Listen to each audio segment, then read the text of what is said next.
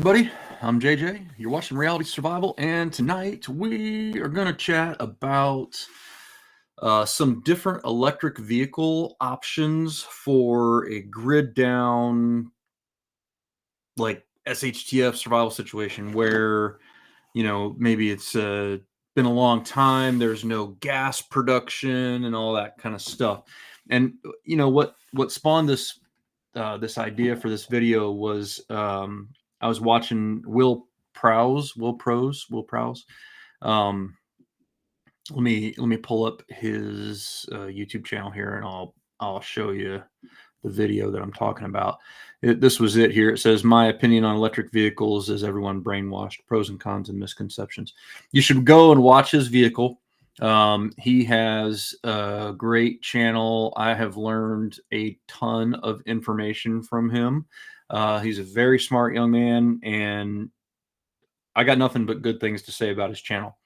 I happen to disagree almost completely with that particular video for lots of different reasons, and we kind of went back and forth in the chat some in the comments on his video, but it just got me thinking about like what would really be some of the best vehicles for like a grid down situation.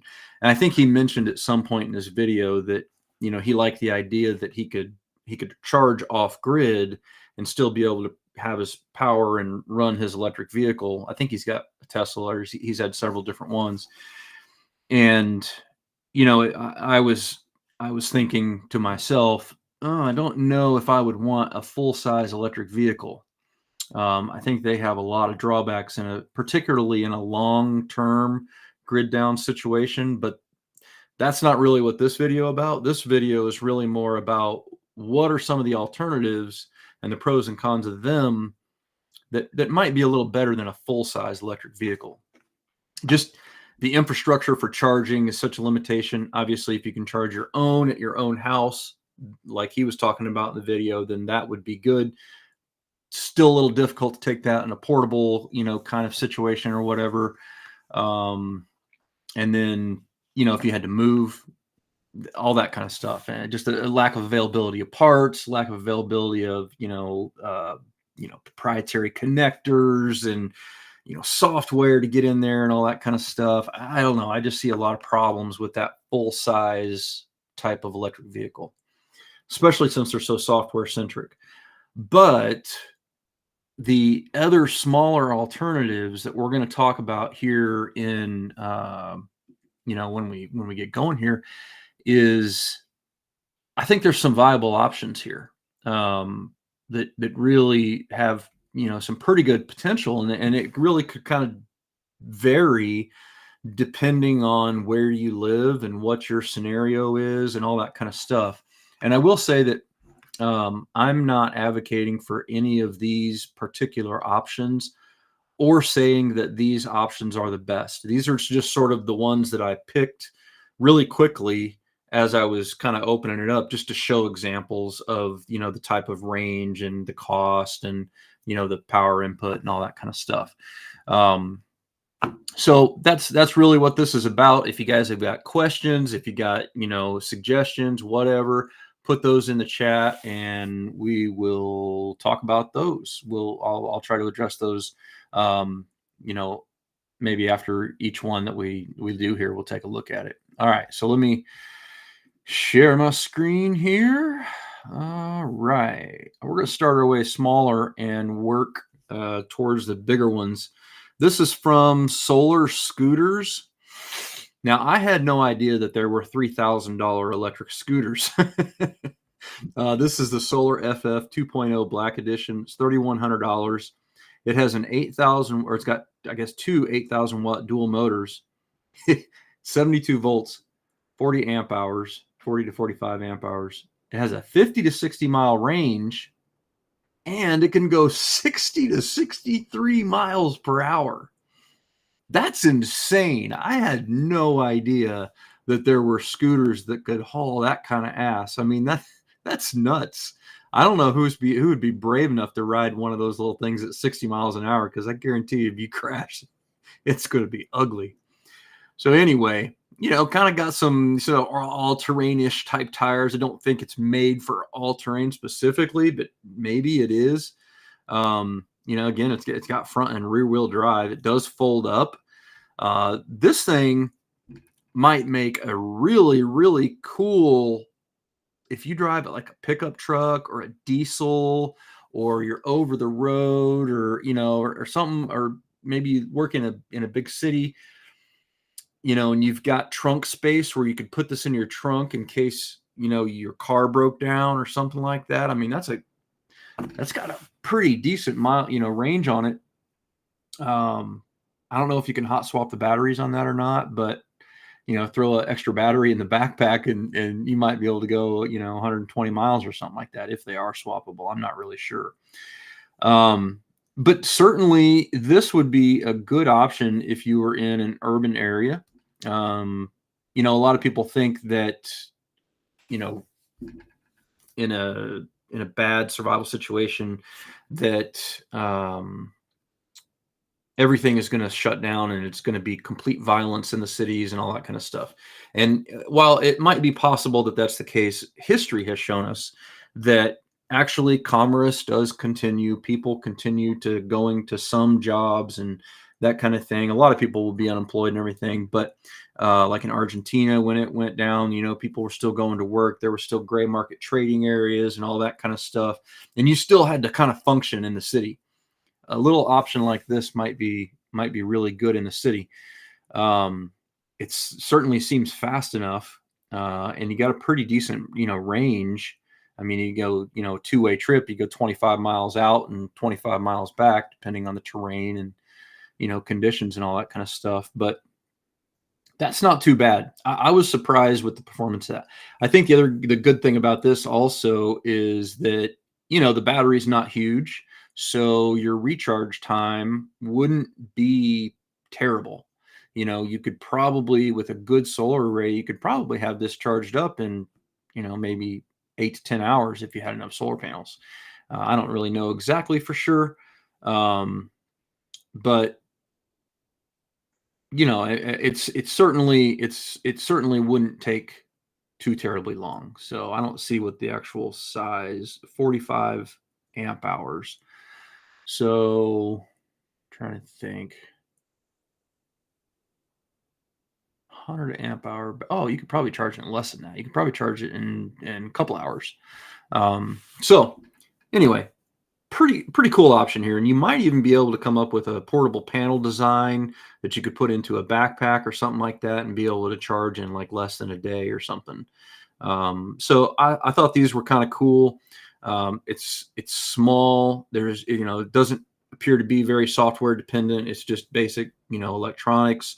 So, you know, these would be fairly simple, you know, to look at or to work on, excuse me.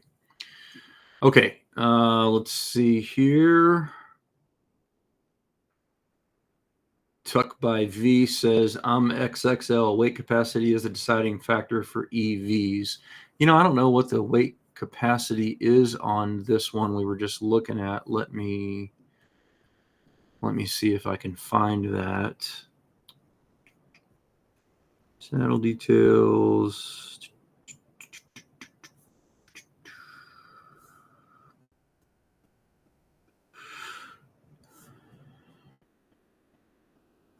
Okay, I'm trying to find it here. It doesn't it's not readily apparent on here, but for $3,000, I bet you it'll carry a pretty big dude.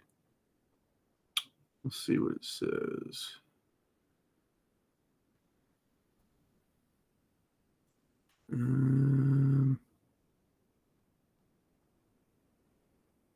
Yeah, I'm not seeing the actual the weight rating, but you can check the tech specs or something like that on it. But I bet you it probably carry 250, 300 pounds, something like that. I don't know. Wish I could find that. Let me see here. More details. No. Okay. All right. Well, we're going to move along to the next one. So that's kind of cool there. The next one on here is an e-bike. What's going on in South Florida, DCL? Utah Mike. Dawn. How you guys doing? All right, let's take a look at the next one. Oops, wrong button. And we're going to go to Rad Power Bikes. Looks like 50% off your first accessory. Okay. I've got an affiliate link with them below. I did a review on these a long time ago. Looks like they've come up with some different options since then. This one is, what do they call it here? Where's the name of it? The Rad Runner 3 plus electric utility bike. I like the idea of these electric bikes that have like a rack on back, so you can put like a backpack and all that kind of stuff on there. But they make lots of different models. And this runs about $2,000 for that one. It looks like it has a range of about 45 miles, which that's about twice the distance of the one that I tested. The one I tested, I think, only did 21 or 22 miles, something like that. It has a 350-pound payload and 750 watts, and it does 20 miles per hour. So it's a class 2. They may have class 3s. I'm not sure. Class 3s will go up to 28 miles per hour, I believe. But I think with the class 3s, you got to be pedaling a little bit with it, and it does like pedal assist. But with the class 2s, you can just use the throttle mechanism, and it'll go. Anyway, and they've also, some different companies have foldable versions of these type of electric bikes as well, which are also kind of cool as an alternative, vehicle for getting home, and that kind of thing. You could definitely carry extra batteries on here. One of the things that I was doing with the one that I had was took a little whatchamacallit, solar generator, and basically just plugged into the battery. So, it had double the capacity basically, and you could get a lot further mileage. Or if you ran out, you could just recharge it again or whatever. So e-bikes are pretty cool. They also do pretty good on off-road stuff. It's not gonna be like really extreme off-roading kind of situation, but we were riding it around my property out in Cheyenne on the grass, and it was fairly open and fairly smooth, but sandy, gravelly kind of conditions, and it did pretty good. They did pretty decent. So you do have some degree of off-road capability with that. And again, these are going to charge up pretty quickly. They're fairly cost effective, and they're silent. That's another thing about, the electric vehicles in, the grid down type situation is, you've always got to be worried about your sound profile and, people hearing you come in and all that kind of stuff.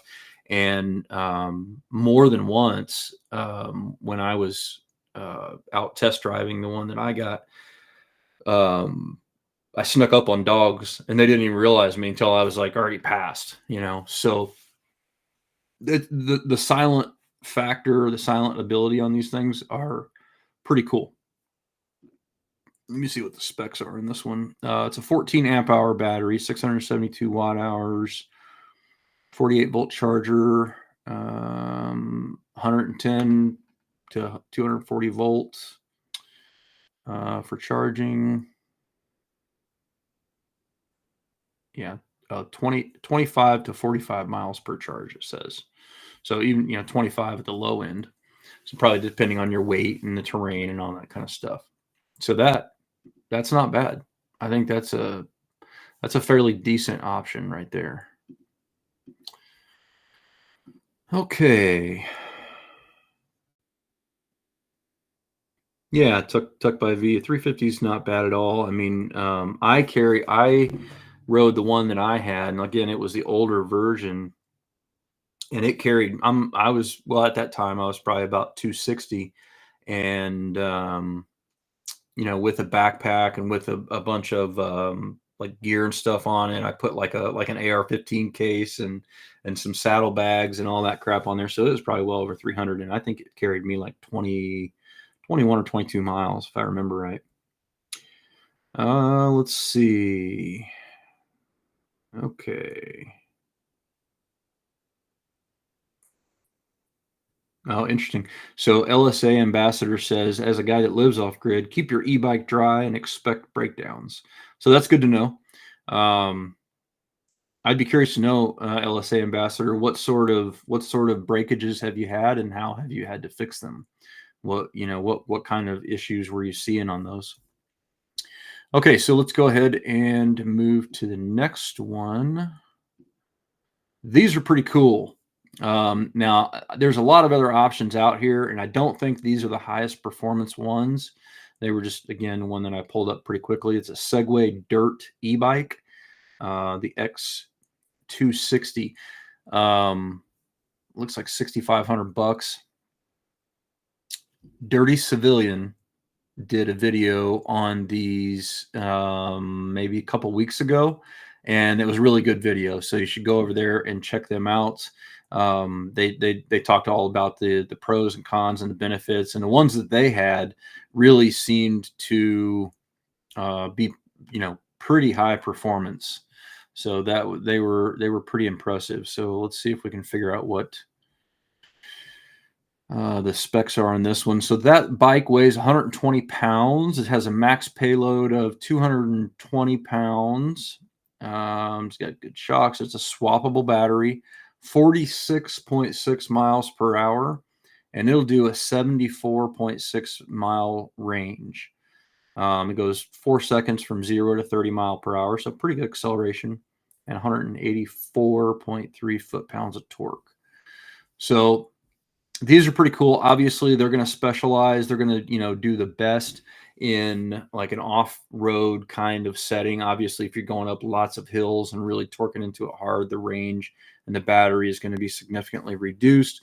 But in, in a bug-out situation, you could probably figure out a portable, solar charging panel kind of configuration that you could take with it. Have a couple of, maybe 200 volt panels or something like that, and a small solar generator or something to be able to recharge and get additional mileage out of it if you needed to.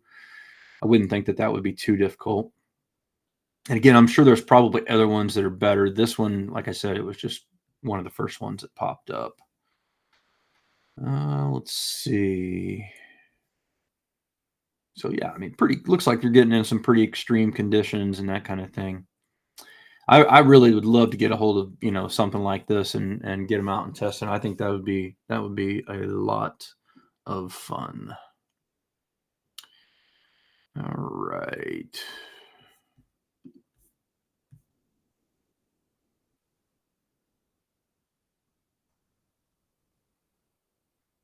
So LSA Ambassador says the charger can get shorted from moisture, and we just lost an axle on one recently. Pro tip, most local bike shops won't repair a bike bought off the net, so be self-sufficient when it comes to repairs. Yeah, I mean, understanding how they work and all that kind of stuff is going to be really important for sure. And, being able to work on them and understand the parts. It might not even be a bad idea to order some extra parts if you were kind of thinking that this is going to be like your kind of bug out alternative or your SHTF alternative or whatever the case may be. All right, so let's move along to the next one. So these are pretty cool as well. So this is from DRR. I have never heard of this company before. They have their EV Safari 4x4. It's basically like an ATV. It's about 15 grand though, so it's starting to get up there in price. It's got a 35-mile range. Let's see. It's also 4x4. It's a 10 kilowatt electric motor. Let's see what else we got here. Yeah, 45 miles per hour, which that's pretty good. 35-mile range. You can do 2x4 or 4x4. Yeah, and a 10 kilowatt motor as well as electronic power steering. That's interesting to me that they would put electronic power steering on there. You'd think that they would just why sap the juice out of it, you know what I mean? Save it for the performance and just do manual steering, I would think. But whatever.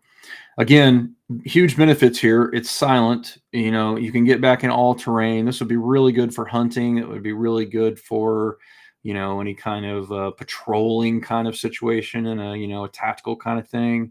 Obviously, it's going to have a pretty big signature when it comes to and all that. Just see a guy riding here real quick.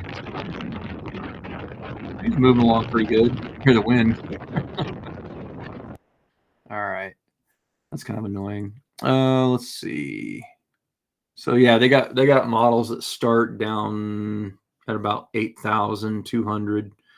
Range varies from 35 miles to 50 miles. And the EV, it carries 1,200 pounds, up to 1,200 pounds. So that's not bad. They have another model that's the electric UTV that carries 800 pounds. So yeah, charge time's 4 to 6 hours on it, it says. So yeah, not terrible at all. I think that with a modest solar setup, some of these kinds of vehicles, you could probably have a couple of them, hot swap them out for different things or something along those lines, and you'd probably be pretty happy. Or have multiple batteries, depending on if those are swappable or not. I'm sure they probably are. But anyway, DRR USA, take a look at them, see what you think, see if you like them. Okay. All right. Okay, the next one here is going to be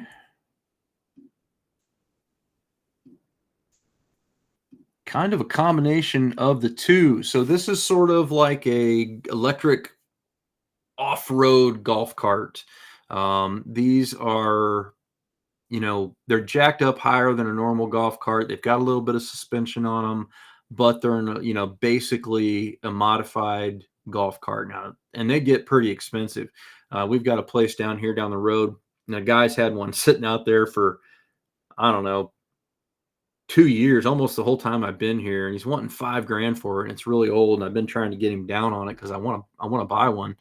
I think something like this, probably what I would do is I would get a big solar panel and put on the roof of it. I think, who was it?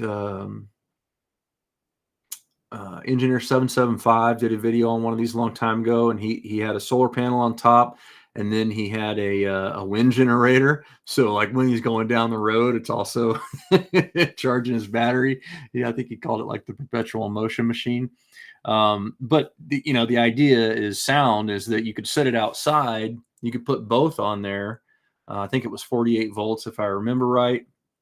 And you let it sit outside and charge up when the wind is running, or when the wind is blowing, and when the sun comes over, and it's topping your battery off and keeping you going. I think this one says 35 miles per hour. Let me see if it gives the actual speed here.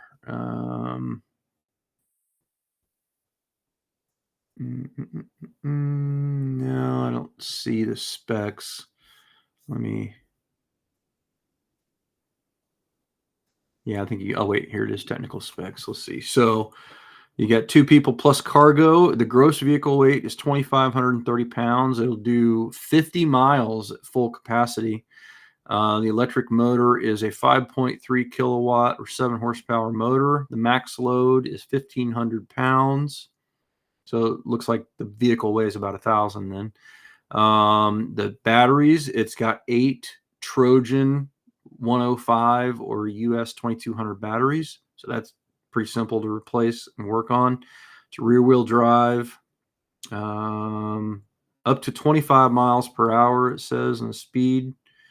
The climb, it'll do a 20% grade at full capacity. It's got 11 inches of ground clearance, suspension. Yeah, so that's pretty cool. I really like these a lot. These electric golf carts are very, very simple to work on. There's not a lot of parts to them. It's all kind of manual input and stuff like that. I mean, basic. You could get this thing to run probably fairly easily. Again, you might need to worry about water and all that kind of thing. I mean, taking it out in the rain might not be the smartest. Thing. I'm not sure exactly how waterproof they are. You probably could do some degree of waterproofing to the internal, the battery compartment and that kind of thing.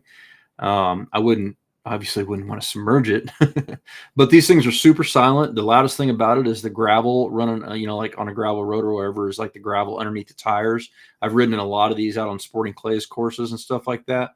And, we're carrying several cases of, ammo and shotguns and, water and all that kind of stuff for, 3 or 4 guys, going around doing like sporting clays things. And man, these things they're awesome. I mean, they really work well. So I tend to think that these would be a really, really solid option. I think this is probably a little high priced. I'd try to find, if it were me, I'd try to find a used one and, maybe just put some new batteries in it and stuff, because there's not a lot of other parts that are really going to wear out aside from the batteries. So if you get an older one, as long as it does still work, then you probably put some new batteries in there and it's going to have a whole lot of new life. So paint it up all camo and all that, put some solar panels on it. I mean, I think this would be a great long-term option where there's not a lot of power and all that kind of stuff. It's going to get you, what it said 50 miles, right? I think that's what it said. Let me see one more time. Just look here real quick. Tech specs. I think they said 50 miles. Yeah, up to 50 miles. So that's pretty good range. That's pretty good range, for carrying that much weight and everything. I mean, you're looking at what I say, 1,000 or 1,500 pounds of payload that you can carry. So that's pretty solid. All right, let me check your chat right quick. And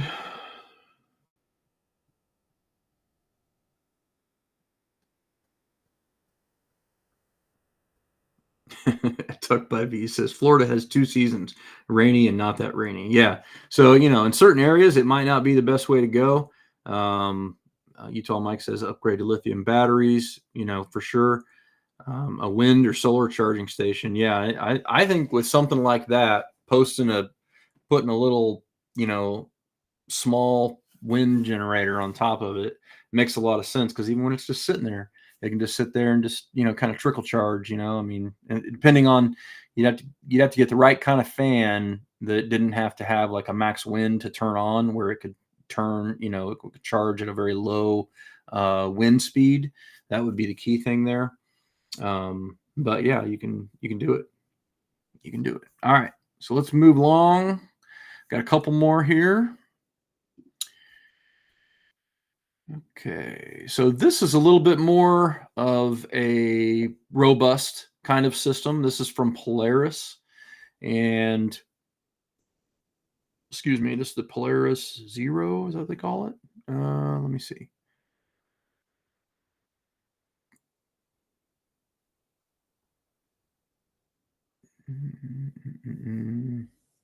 Yeah, I think it's Polaris Zero is what they're calling, or those brand.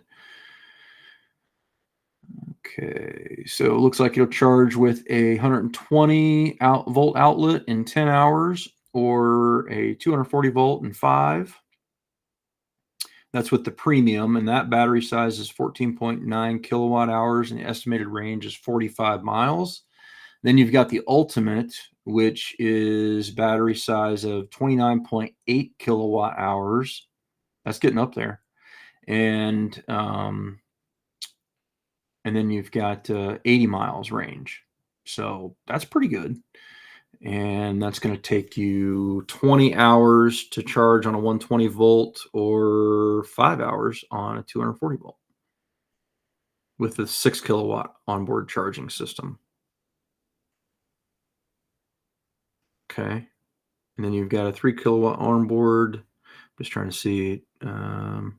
Looks just basically different charging options, and that's the fastest one there at 4 hours and 3.5. So pretty cool. You got, a lot more cargo capacity in this one probably, and it's probably going to be a lot more robust, than like the electric golf cart and stuff. Those are not super heavy duty. Something like this is going to, if you were going to use it on like an active working ranch or farm or something like that right now, then you're probably going to want to go with something like this. These are also probably going to be a lot more resistant to the water and the rain and all that kind of stuff, because they're really made for more off-roading. Let's see. Yeah, and the cool part about this, obviously, is you don't have to worry about gasoline. You don't have to worry about changing your engine oil, replacing filters, different kind of maintenance things.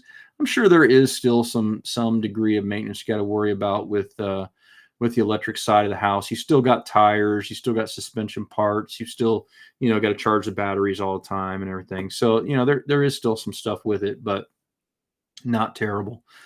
Let's see. See if we can find where the tech specs are on this thing.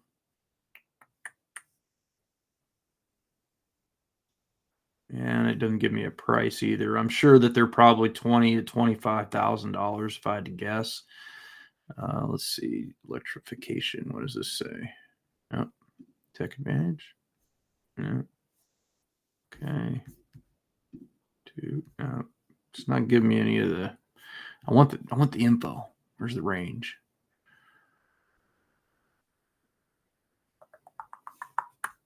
Oh, 80 miles. So at the top end, a new electric Ranger can give you up to 80 miles or more on the full charge, just like any vehicle. Let's see. Obviously, terrain, weather, how many hills you're hitting and all that kind of stuff depend on how well that's going to do. Again, these are silent, just like the other ones. These are going to be a little bit more complicated to work on. They're going to be a little bit harder to get in there, to the parts and pieces because of all the fiberglass and the plastic and kind of breaking it down to get into it.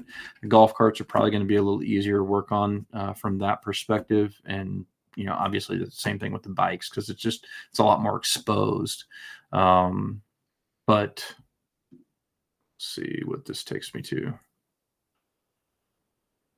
Specs. Here we go. Let's see. Okay, so it's 110 horsepower, 3-person capacity, 14-inch ground clearance. It's lithium-ion battery, 14.9 kilowatt hours nominal. Cooling is active air and liquid. All-wheel drive or two-wheel drive. 140 foot-pounds of torque. 1,200 pound box capacity, 1,250 pound box capacity. Estimated dry weight is 1,730.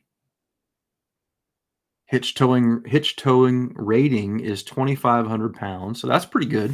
It can tow up to 2,500 pounds.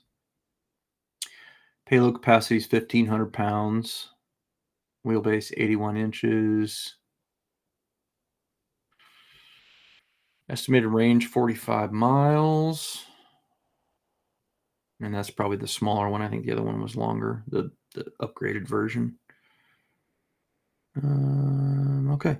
So yeah, and obviously it doesn't give us any pricing. You got to contact the dealers for pricing, but again, I'm pretty sure that's probably over $20,000 if I had to guess. Okay. So those are the basic, like, off-road kind of options that I think would be pretty good. And I think depending on your situation, any number of those to me would be better than a full-size car, than a full-size electric vehicle. There would be advantages in full-size electric vehicles, though. And I'm not necessarily advocating for electric vehicles, but I'll just say that I can think of situations where they might come in handy. So this is how much does this thing cost? This costs like 28 grand, the 2024 Leaf. Why does it show a picture of it? I thought there was a picture of it here somewhere. It's like a dinky little car. Let me see. Yeah, there's the Leaf. Now, and I don't know anything about the quality of it. I don't even know anything about this vehicle, but I'm just saying, if you were in a situation where there was gas rationing happening and you really couldn't get gasoline, whether that be because of a tyrannical government that was cracking down on climate change emergencies or whatever stupid nonsense, or maybe it was a situation, somebody in the comments I was talking to was talking about this, World War II, they were rationing gas and all that during the fighting. Maybe we have a situation where that's happening and we're in like a wartime scenario and people are having to ration gas. Having a small electric vehicle, something like this, or a Tesla or whatever, where you could charge it at home on your own off-grid charging system and then be able to drive it, for free like that might be pretty good. You're probably only going to be able to drive it every other day though, because like if you drive, let's say to like you had to go to work or something, you drive it to work during the day, and unless you were working nights, I suppose it might work better if you were working nights. But if you had to drive it to work during the day and then you drive home, now you've got to recharge it. It's overnight. So it's, unless you got a big battery bank system at your house, which is also going to be really expensive, you're not going to be able to, you're going to have to wait for probably at least a full day if you have a pretty big home solar system. I mean, you'd have to have a pretty significant solar system to charge a battery this big in one day of sun. And even then, most places in the United States are not getting full sun. You're not getting a full, 12-hour day. Your solar array probably doesn't follow the sun. There's lots of variables, with clouds and all this kind of stuff. And so you could potentially have a usable vehicle a few days a week, which would be great, which would be better than no vehicle, right? But there's going to be significant limitations. I suppose if you drove it at night and you charged it during the day, then that would probably be the optimal situation for a vehicle like this. And obviously you would want to be as close to home, as close to your work as possible, because you don't want any kind of extended range situation where you're having to tax the battery even more and having to charge it even longer. But they're cool for certain very limited situations. I think most, for me, most like SHTF kind of situations that I can kind of come up with in my head, I'm not going to want that. I'm probably going to want a combination of some of the electric smaller type vehicles that we talked about earlier here. And I think my favorite would probably be that electric golf cart, because I've got some cargo capacity. They're easy to work on. The batteries can be, replaced with basic everyday batteries that I can store up and have like a stockpile of. I can charge it myself. They're easy to work on.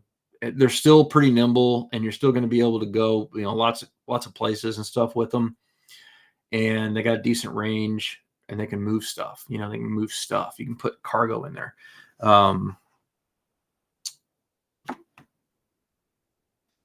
I would want another vehicle though that is a regular gasoline vehicle. Now, obviously, that's going to have its limitations on how much fuel you can store, unless you get some sort of gasifier conversion unit or something crazy like that. But most vehicles, you're just going to be looking at gasoline.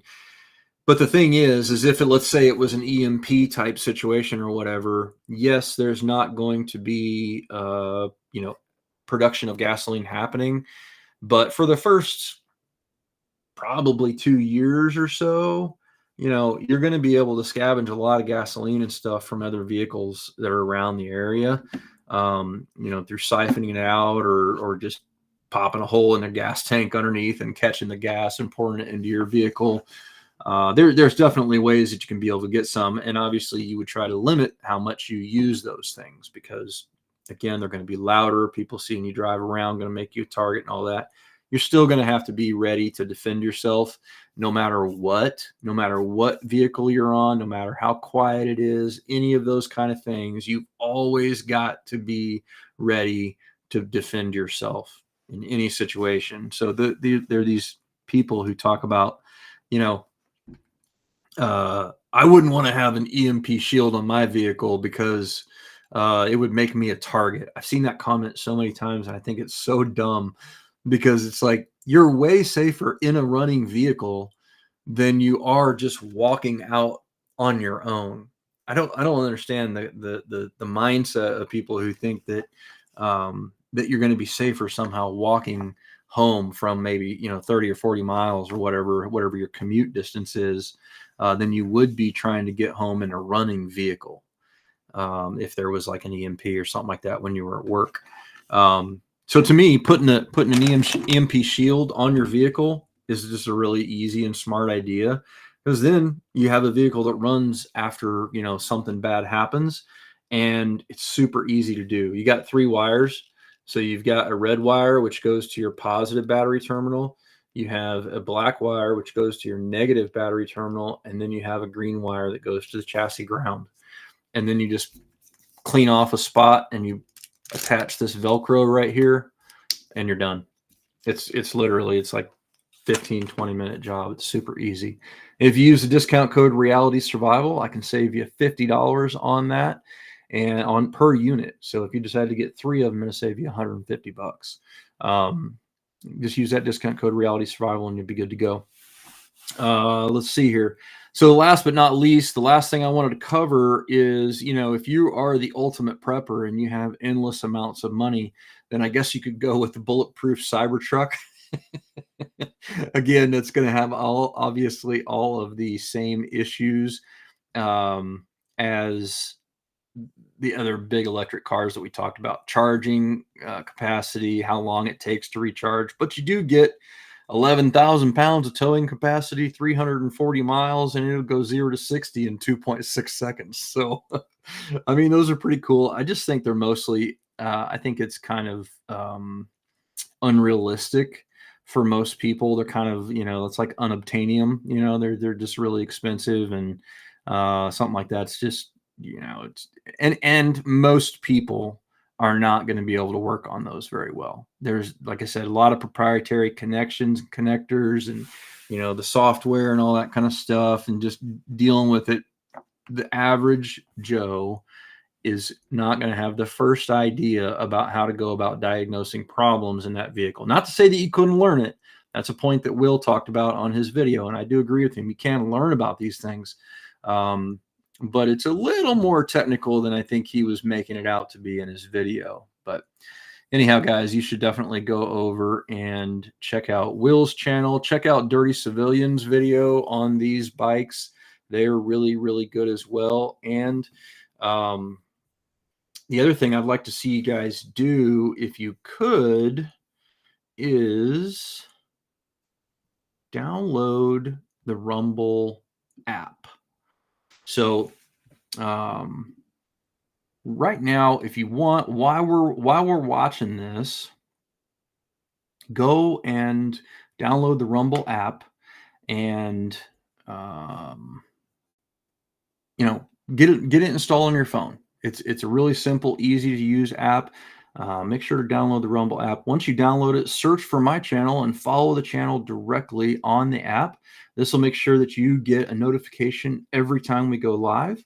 Click in the link in the description or the pinned live chat to download the Rumble app on your phone. It's free. If you prefer to watch us on the big screen, it's also available for Apple TV, Android TV, Fire TV, Roku, LG, and Samsung TVs. All you need to do is search for Rumble. So check it out, guys. If we don't make the transition to free speech platforms, then YouTube is not ever going to stop censoring anybody. As long as they know that we keep coming back and they don't see a loss of people coming from, YouTube over to Rumble, they're going to keep winning. They're going to keep doing it until we affect their pocketbooks. And that's part of the reason why I'm focusing so heavily on Rumble. I'm really trying to bring my audience over here. I would love it if you guys would download the app and you would get it, uploaded onto your phone and follow me on there. And that way, every time we go live, you'll be good to go. I've got 2 videos per day scheduled all the way out until like August 1st at 6 a.m. and 6 p.m. And these are videos that I uploaded previously on YouTube that didn't really get a lot of views, that talks a lot about, you know, different SHTF kind of stuff, that talks about all different kinds of prepping aspects, wilderness survival, all kinds of things. And, you know, a lot of them were probably missed by a lot of you guys who watch on a regular basis because YouTube just didn't show it to anybody. So I'm going to be trying to pull my, you know, pretty much my full library over here as much as I can anyway. And I would love it if you guys would be able to check it out here on Rumble. So I definitely appreciate it when you subscribe. So thanks for watching, guys. Don't forget to live 6 Ps. Proper prior preparation prevents poor performance. Stay safe.